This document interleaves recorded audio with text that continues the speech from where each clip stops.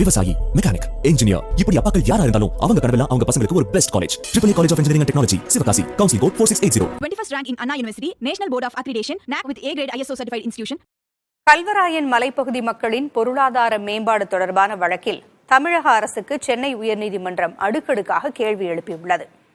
அரசின் நலத்திட்டங்கள், சலுகைகள் சென்றடைந்திருக்கின்றனவா என வரும் 24ஆம் தேதி அறிக்கை தாக்கல் செய்ய உத்தரவிட்டிருக்கிறது.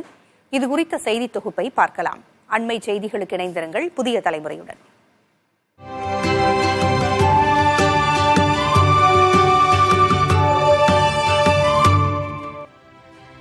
கள்ளக்குறிச்சி விஷசாராய மரண சம்பவத்தை தொடர்ந்து அங்குள்ள கல்வராயன் மலைப்பகுதி மக்களின் பொருளாதார மேம்பாட்டிற்கு நடவடிக்கை எடுப்பது தொடர்பாக உயர்நீதிமன்றம் தாமாக முன்வந்து வழக்கை விசாரணைக்கு எடுத்துள்ளது.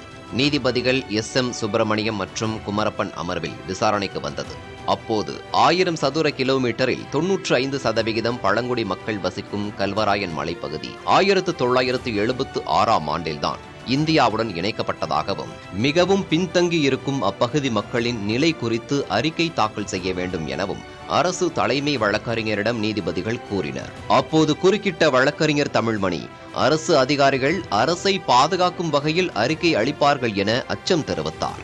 மேலும் கல்வராயன் மலைப்பகுதியில் பேருந்து, மருத்துவமனை வசதிகள் இல்லை என்றும் கர்ப்பிணி பெண்களை 40 கிலோமீட்டர் தூரத்திற்கு தோளில் சுமந்து செல்லும் நிலை இருப்பதாகவும் தமிழ்மணி தெரிவித்தார். இதையடுத்து உண்மை தகவல்களை அறிக்கையாக அளிப்பதை உறுதி செய்ய நீதிமன்றத்திற்கு உதவியாக வழக்கறிஞர் தமிழ்மணியை நியமித்து நீதிபதிகள் உத்தரவிட்டனர்.